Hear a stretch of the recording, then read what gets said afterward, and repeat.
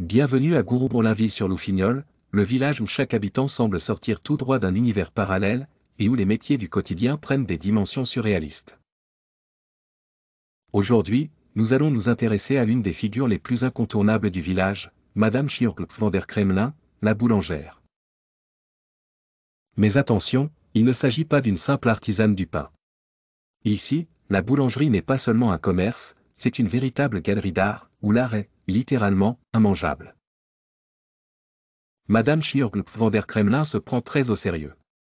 Elle ne fait pas de pain, au sens traditionnel du terme, mais des œuvres monumentales, qu'elle vend avec un air solennel.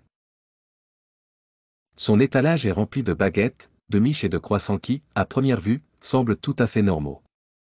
Mais à la première bouchée, les choses se corsent ou plutôt, se durcissent. Son pain est aussi solide qu'un bloc de marbre. Les rares villageois qui ont tenté de le manger sans tremper chaque morceau dans du café brûlant ou une soupe épaisse ont fini par rendre les armes, préférant la mastication symbolique à la torture dentaire. Pourtant, Madame Sjurg van der Kremlin est convaincue que son pain est un hommage aux traditions millénaires, un retour aux vraies valeurs. Selon elle, la texture particulièrement résistante de ses créations est un moyen de reconnecter les habitants avec leur histoire, en leur rappelant que leurs ancêtres n'avaient pas la vie facile. Ce n'est pas du pain, c'est un monument, dit-elle souvent, avec l'air inspiré d'une artiste maudite. Elle est persuadée que chaque miche de pain qu'elle sort du four est une œuvre d'art qui mérite d'être contemplée et vénérée. Même si elle est totalement immangeable. Son discours sur la symbolique de ses pains est aussi complexe que ses créations sont indigestes. Elle explique souvent que la dureté de la croûte reflète la dureté de l'existence, et que la consistance dense de la mie est une invitation à la méditation sur la matière. En écoutant ses sermons, on pourrait presque croire qu'elle a inventé le boulangerisme existentiel. Mais dans la réalité, personne dans le village n'ose lui dire que son pain ressemble plus à des projectiles qu'à des mets délicats. Les habitants de Gourou-Bourlinville, bien qu'apeurés à l'idée de contrarier la boulangère, ont appris à vivre avec ses excentricités.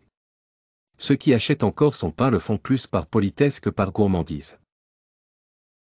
Le pain de Madame Sjurg van der Kremlin termine souvent sa carrière en décoration ou en presse-papier, et certains villageois ont même commencé à utiliser ces baguettes comme arme de dissuasion face aux intrus.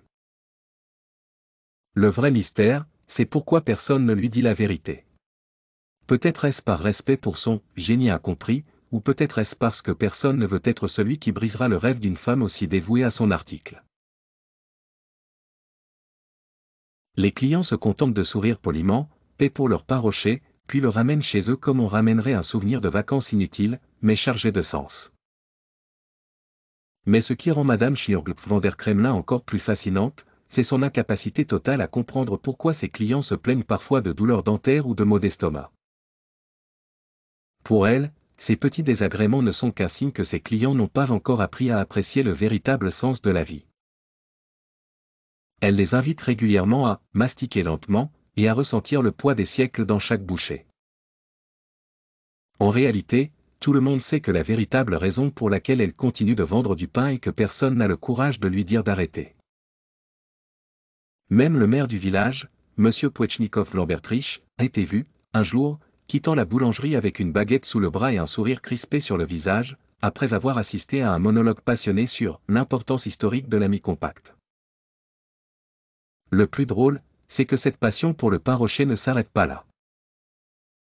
Madame Sjurg van der Kremlin a même proposé que ses créations soient utilisées pour des projets architecturaux.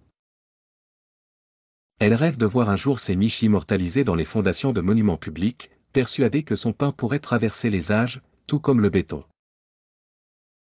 Certains habitants chuchotent même que l'ancienne fontaine du village, qui a miraculeusement résisté à des décennies d'intempéries, a été renforcée avec une miche de pain issue de la première fournée de Madame Sjurg van der Kremlin.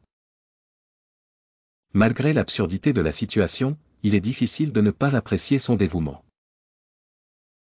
Après tout, combien de personnes peuvent dire qu'elles sont aussi passionnées par leur travail que Madame Sjurg van der Kremlin l'est par ses pains? Elle incarne une satire vivante de ces créateurs contemporains qui, aveuglés par leur vision artistique, finissent par perdre de vue le véritable objectif de leur travail. Dans son cas, nourrir les habitants est secondaire, l'important, c'est de laisser une trace indélébile, sur les dents des villageois.